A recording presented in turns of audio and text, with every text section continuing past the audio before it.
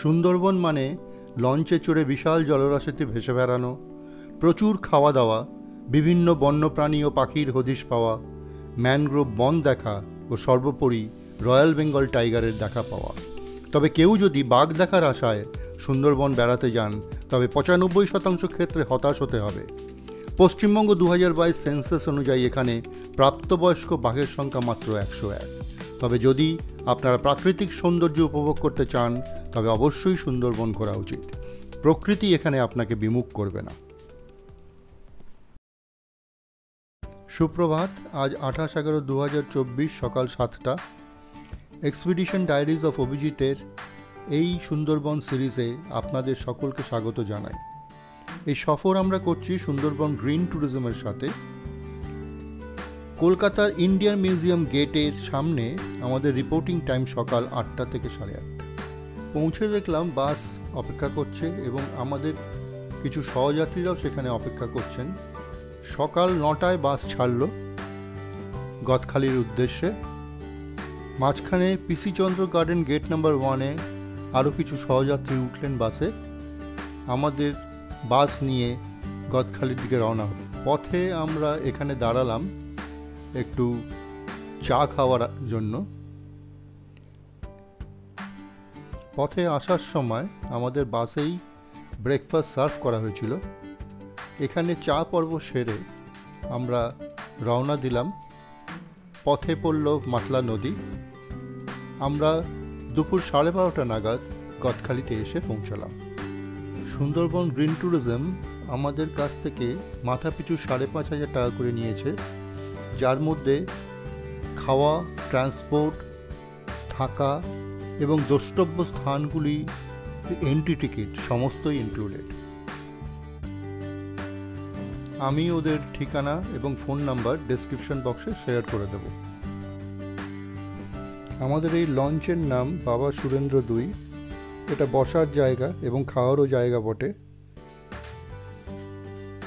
নিচে এখানে জিনিসপত্র রাখা, বিশ্রাম নেওয়া এইসবের ব্যবস্থা আছে। সুন্দরবন হলো বঙ্গোপসাগরের পদ্মা, মেঘনা ও ব্রহ্মপুত্র নদীর সঙ্গম দ্বারা গঠিত বদ্বীপের একটা ম্যানগ্রোভ এলাকা, যার মধ্যে 102টি দ্বীপ আছে। এর 54টি দ্বীপে মানুষ বসবাস করেন, বাকি 48টি মূলত বনভূমিতে ঘেরা। এই অপরূপ বনভূমি 66% বাংলাদেশে এবং 34% রয়েছে ভারতবর্ষে। ভারতবর্ষের পশ্চিমবঙ্গের রাজ্যের উত্তর 24 পরগনা ও দক্ষিণ 24 পরগনা জেলা জুড়ে এর বিস্তৃতি। আমাদের প্রথম হল্ট সুন্দরবনের গোসাবা দ্বীপ। এখানে আমরা বিকন বাংলো দেখতে যাচ্ছি, যা রবীন্দ্রনাথ ঠাকুর বাংলো হিসাবে পরিচিত। এই হলো গোসাবা বাজার, যার মধ্যে দিয়ে আমরা চলেছি বিকন বাংলো দেখবার জন্য।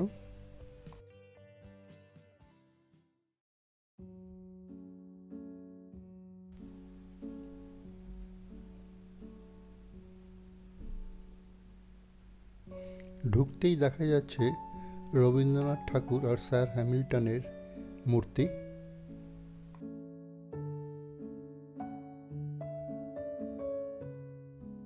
এই বিকন বাংলোটি 1903 সালে স্যার ড্যানিয়েল হ্যামিল্টন দ্বারা নির্মিত হয়েছিল।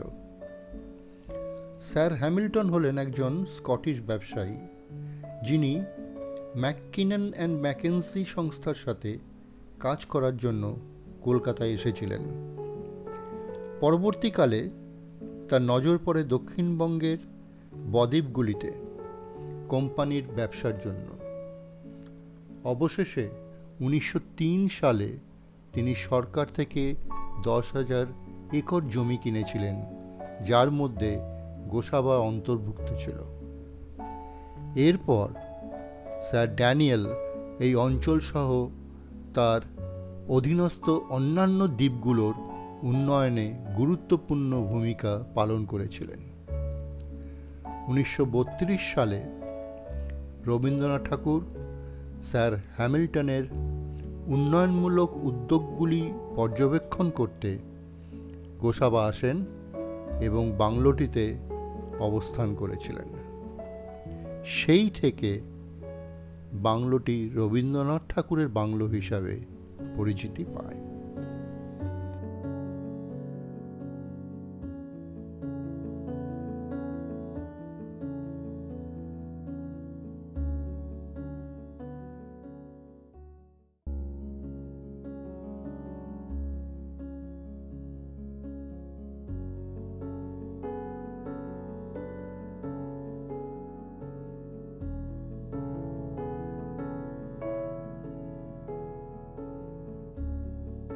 গোসাবার আরেকটি দ্রষ্টব্য স্থান হলো স্যার ড্যানিয়েল হ্যামিল্টনের বাংলো, কিন্তু সেখানে সংস্কার হচ্ছে বলে আমাদেরকে নিয়ে যাওয়া হলো না।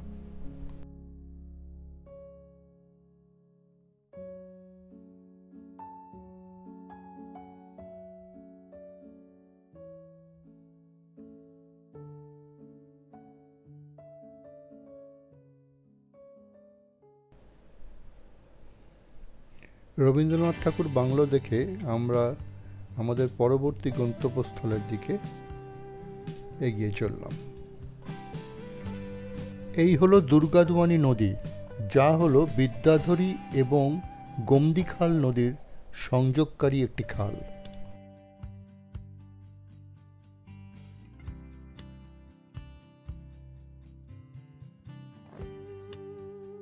জলে ভাসতে ভাসতে আমরা দুপুরের লাঞ্চ সেরে নিলাম। ভাত, ডাল, আলু ভাজা, আলু পটলের তরকারি, 2 রকমের মাছ, চাটনি, পাঁপড়, মিষ্টি সহযোগে।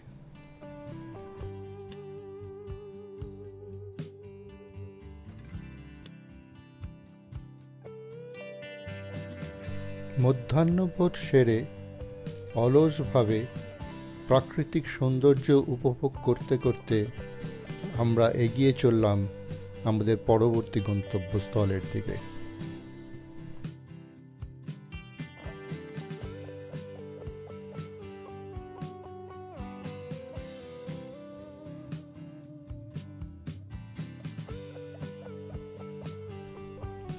যেতে যেতে অনেক নাম না জানা পাখি দেখলাম। ক্যামেরায় ধরা দিল একটা গ্রে হেডেড ল্যাপউইং, কিছু হনুমান,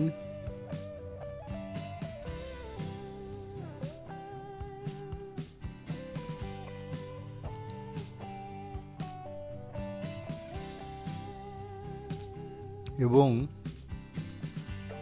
অলসভাবে বিশ্রামরত একটি কুমির।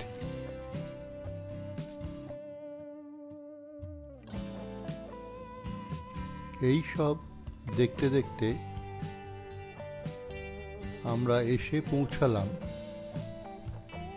দয়াপুরের ওয়াক্সপোল ঘাটে।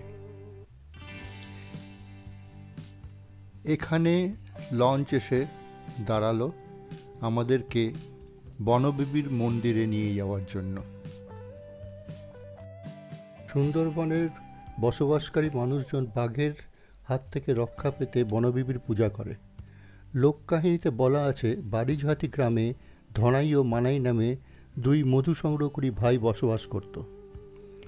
ধনাই মধু সংগ্রহের ইচ্ছা প্রকাশ করলে মানাই যেতে আপত্তি করায়। ধনাই এক গরিব মেষপালকের ছেলে দুকেকে সঙ্গে নিয়ে বেরিয়ে পড়ে।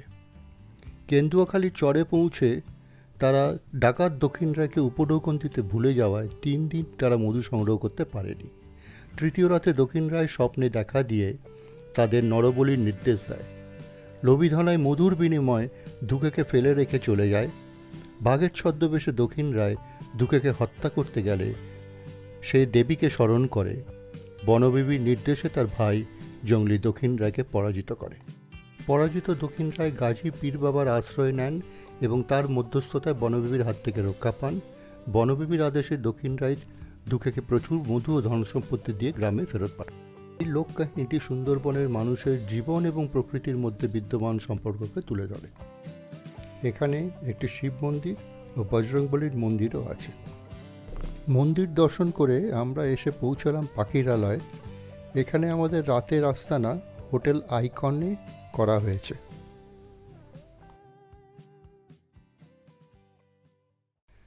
সারাদিনের দৌড়ঝাঁপ এবং সন্ধে হয়ে যাওয়াতে আমরা প্রথমে চেক ইন করে গেলাম হোটেলে। চেক ইন করার পর আমি এখন বেরিয়ে এসেছি এই রাতের হোটেল আপনাদের দেখানোর জন্য। আলো ঝলমল করছে চারিদিকে, সুন্দর বাগান।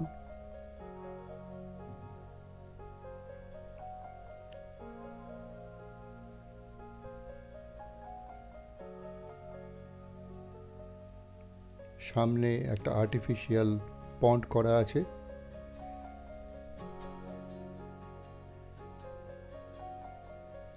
এখানে দেখুন আমি কি দেখলাম।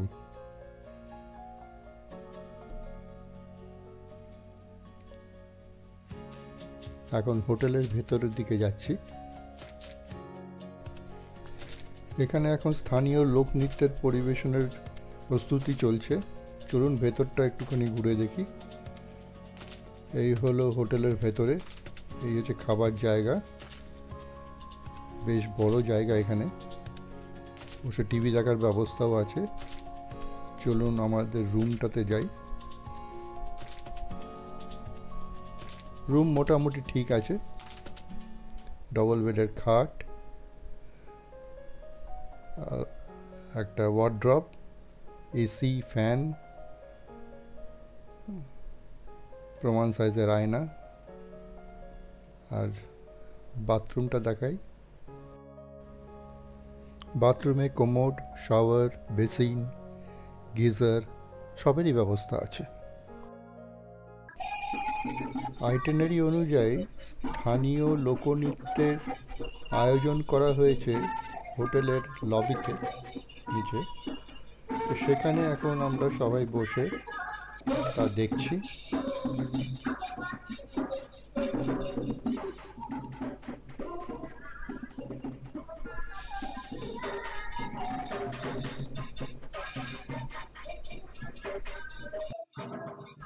আমাদের মহিলা সহযাত্রীরা স্থানীয় লোকনৃত্য শিল্পীদের সাথে তালে তাল মিলিয়ে নাচছেন।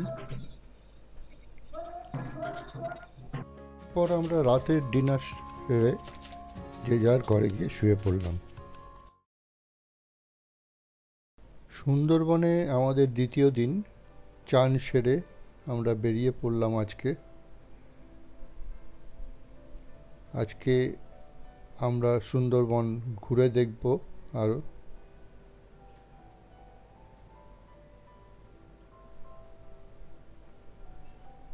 সকালের জলখাবারে লুচি, ডাল, মিষ্টি এবং কলা দেওয়া হয়েছে।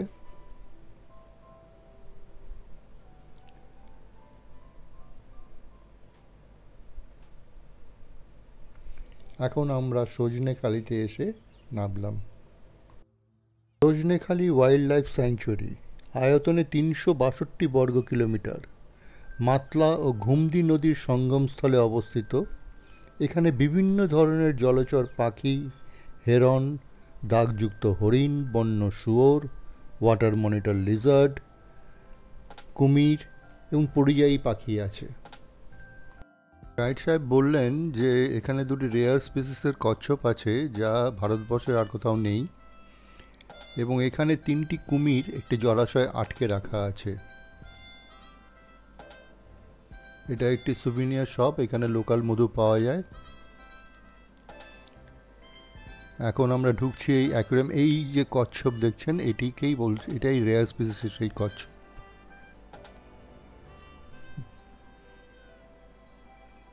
কচ্ছপ দেখে আমরা বেরিয়ে আসলাম ওয়াচ টাওয়ারের দিকে, এই আশায় যদি কিছু দেখতে পাওয়া যায়। চারিদিকে ম্যানগ্রোভের গাছে ভর্তি।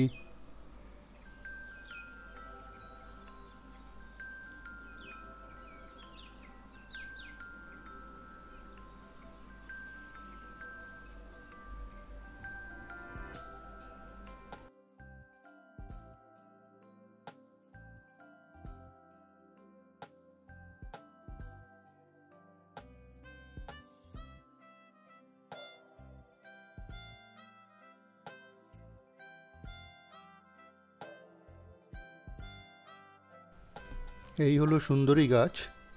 মানা হয় যে এই গাছ থেকে সুন্দরবনের নামকরণ করা হয়ে থাকতে পারে।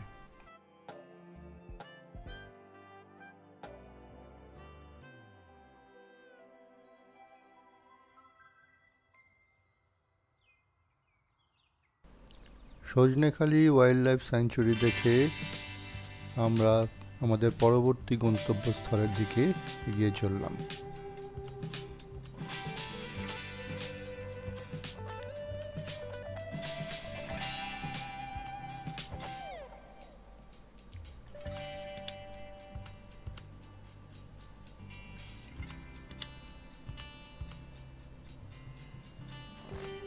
কি অপূর্ব লাগছে এই দৃশ্যটা।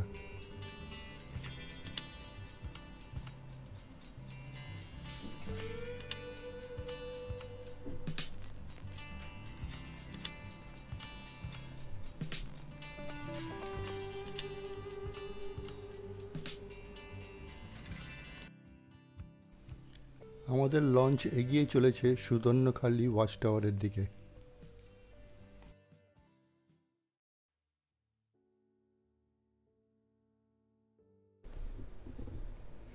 এই হলো বনবিবির মন্দির সুদর্ণখালি।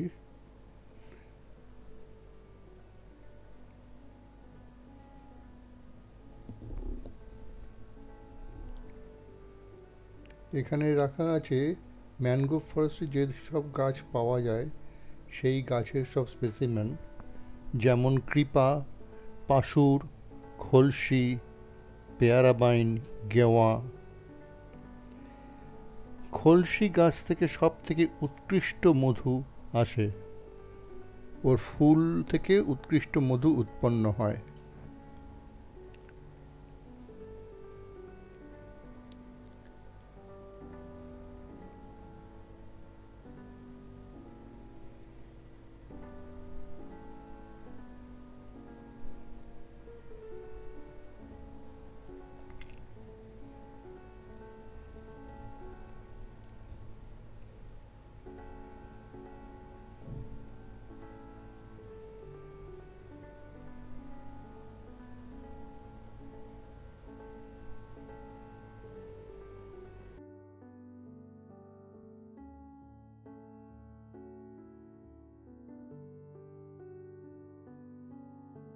এই হলো সুদর্ণখালি ওয়াচ টাওয়ার। এখানে কিছু কিছু জায়গায় জঙ্গল কেটে যাতে পশুরা আসলে আমরা দেখতে পাই তার ব্যবস্থা করা আছে।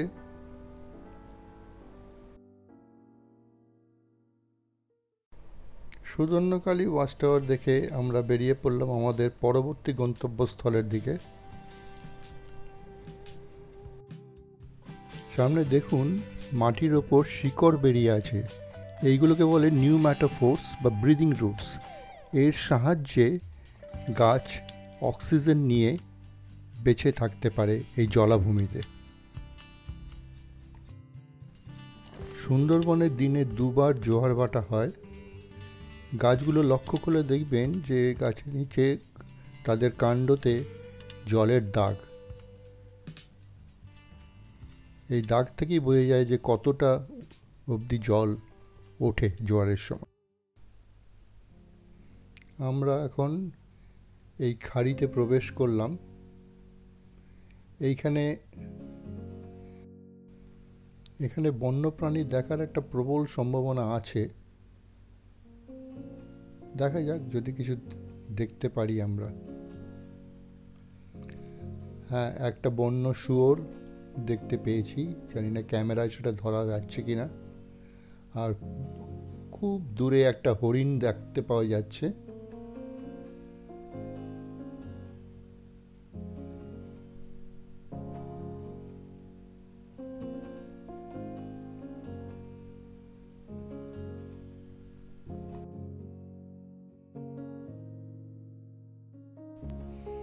বাঘ দেখতে পাইনি এখনো, কিন্তু তাতে কোনো আফসোস নেই।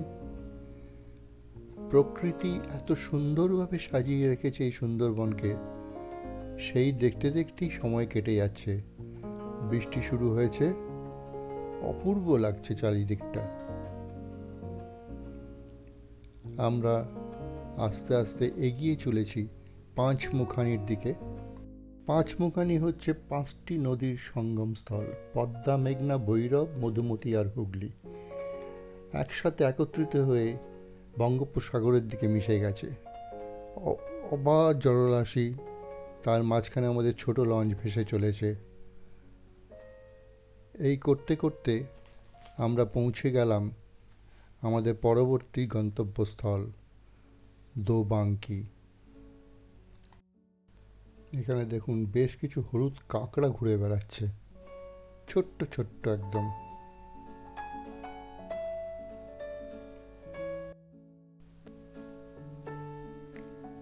দোবাঙ্কি ওয়াচ টাওয়ার এবং তার ক্যানোপি ওয়াক সুন্দরবনে আসা পর্যটকদের কাছে এক বহু বর্ষজীবী চাহিদা। মানুষের একটা ধারণা আছে যে দোবাঙ্কি ওয়াচ টাওয়ার দেখলে এবং ক্যানোপি ওয়াক করলে বাঘ দেখা যাওয়ার সম্ভাবনা প্রবল। আমরাও মনে মনে সেই আশা নিয়েই এগিয়ে চলছি।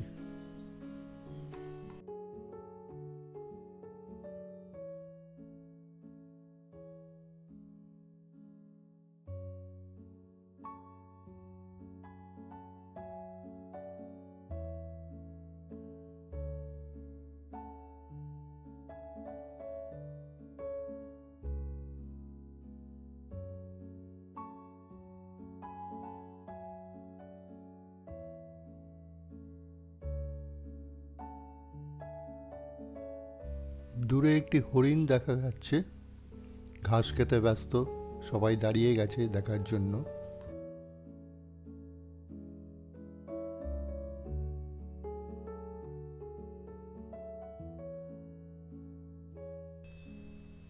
এই হচ্ছে ক্যানোপি ওয়াক, যা 496 মিটার লম্বা। এটি মাটির থেকে প্রায় 20 ফুট উচ্চতায় অবস্থিত এবং এর যে নেট ফেন্সিং দেখছেন তা প্রায় 12 ফুট উঁচু, যাতে কোনোভাবেই বন্য প্রাণী আক্রমণ না করতে পারে। এই ক্যানোপি ওয়াক করতে করতে আপনারা চারিদিকের প্রাকৃতিক দৃশ্য উপভোগ করতে পারেন এবং ভাগ্য সদয় থাকলে বাঘ অথবা অন্য বন্য প্রাণীরও দেখা পেতে পারেন। সামনে একটা সল্ট পিট দেখা যাচ্ছে, কিন্তু কোনো জন্তু জানোয়ারের দেখা নেই,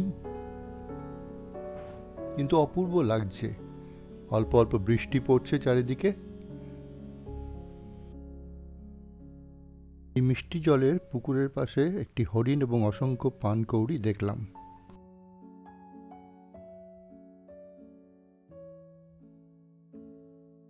দোবাঙ্কি ওয়াচ টাওয়ার থেকে বেরিয়ে আমরা লঞ্চে চেপে এগিয়ে চললাম। পথে যেতে যেতে বিশাল জলরাশি দেখতে দেখতে দুপুরের মধ্যাহ্নভোজ গলদা চিংড়ি সহযোগে সারা হলো। দিনের শেষে আমরা ফিরে চললাম আমাদের হোটেল পাখিরালয়ে। সুন্দরবনে আজকে আমাদের তৃতীয় দিন। আজকে আমাদের কলকাতায় ফিরে যাওয়ার পালা, তাই সকালে চান করে ব্যাগপত্র গুছিয়ে আমরা বেরিয়ে পড়লাম। পথে আমাদের একটি গ্রাম ঘুরিয়ে তারপরে গদখালিতে নিয়ে ছেড়ে দেবে আমাদের লঞ্চ। সেখান থেকে বাসে করে আমরা কলকাতায় ফিরে যাব।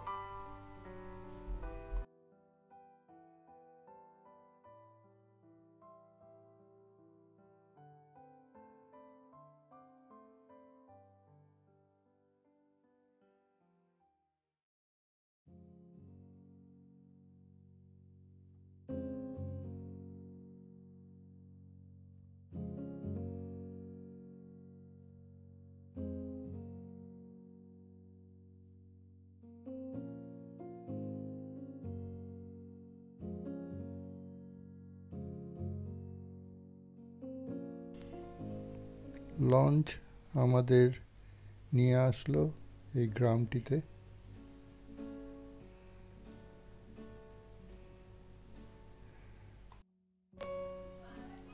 এখানে একটি লোকনাথ বাবার আশ্রম আছে, সেখানে আমাদের নিয়ে যাওয়া হচ্ছে গ্রামের মধ্যে দিয়ে। ভালোই লাগছে হাঁটতে। সকালের একটা ঠান্ডা ঠান্ডা আবহাওয়া এখানে।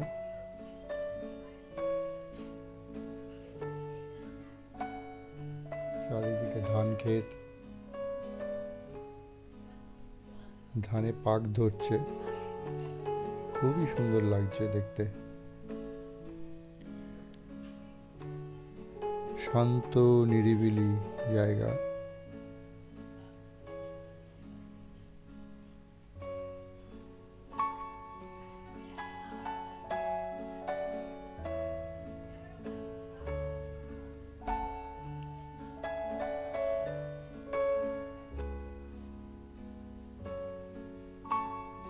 এই হলো সেই লোকনাথ বাবার আশ্রম।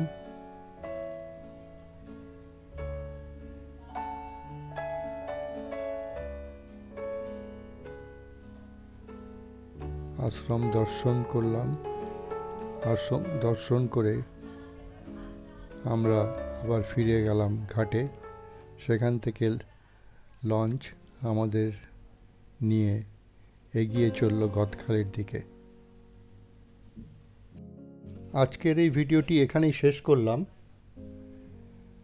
যদি এই ভিডিওটি ভালো লেগে থাকে তাহলে প্লিজ লাইক ও শেয়ার করবেন, এবং যদি এখনও সাবস্ক্রাইব না করে থাকেন তাহলে সাবস্ক্রাইব করে দেবেন, এবং অনুরোধ রইল সঙ্গে থাকার জন্য।